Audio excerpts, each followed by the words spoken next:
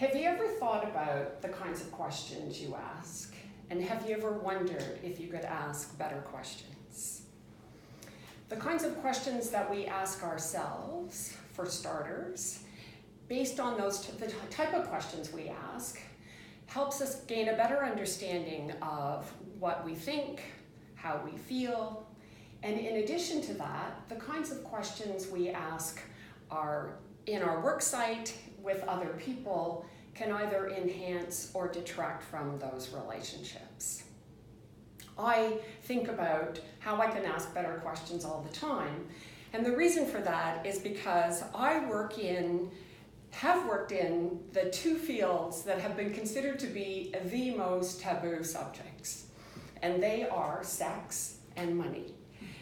When I was doing my master's degree in social work, I worked as a sex therapist, and I have now worked for 20 years in the field of financial services.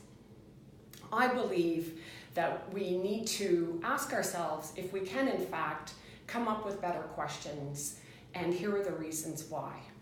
First of all, I'd like to start with Muhammad Yunus.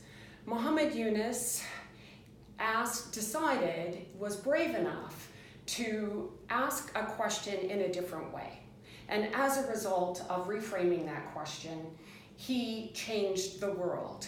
He changed the lives of especially women and very poor women in Bangladesh.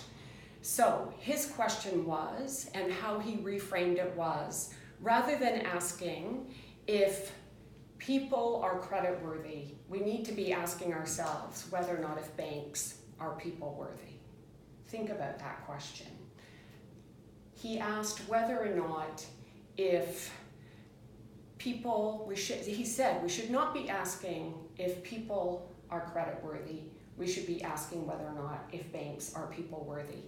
And as a result of that question, he founded the Grameen Bank that has loaned millions of dollars to especially poor women in Bangladesh, and he won a Nobel Peace Prize as a result. So Muhammad Yunus was brave enough to ask a different question, which actually then changed the world. Within the world of money, continuing on in the world of money, on June 27th, 2014, in the business section of the Globe and Mail, the headlines read, "Gays on Bay Street." Imagine my surprise and delight, because I thought, finally, somebody is going to be talking about and reflecting back to me what my world is like, in that I am a lesbian who works in financial services. What was implied within that headline is basically, is it okay to be gay and to be working in financial services, to be working on Bay Street? And sadly, the answer was, it's not okay for gay men to be working, to be gay and to be out on Bay Street. What really stood out for me is that there was no mention about women working in financial services. Instead, the whole focus was on men, and the response was, or the answer was, that men have to pretend to be straight in order to be working in financial services. So I followed up with the journalist, because this was 2014, and he said, many things have actually changed, that more and more in financial services, it's become kind of cool to be celebrating Pride, for example. However, what he also pointed out to me is both then and now, he could not find a lesbian who is out in financial services, which is why lesbians were invisible. So I think we need to, once again, ask and challenge ourselves to think about the kinds of questions we ask, regardless of what environment it is that we're working in.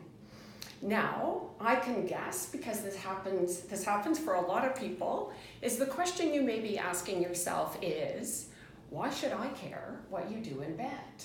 Why should I care who you have sex with? Here's the thing. I am a lesbian 24 hours a day.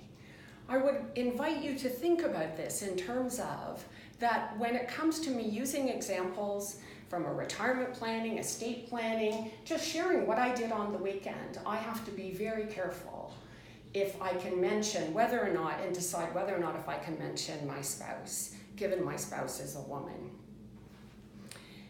The final thing that I want to talk about, as I said, for the taboo subjects, is sex. I created an award-winning talk that is titled The Magic of Sex. And that title came from asking better questions. And as a result of creating that talk, I have the opportunity to share with people the importance of the words we use, the questions we ask, the language that we use, and also to bring in the whole element of fun. So, in closing, what I would really like to encourage all of you to do is to think about and ask yourselves if you can ask better questions. Because as far as I'm concerned, by virtue of asking better questions, not only are we enhancing our own relationships with ourselves and our relationships within our work environments, we're also making the world a better place for all of us. Thank you.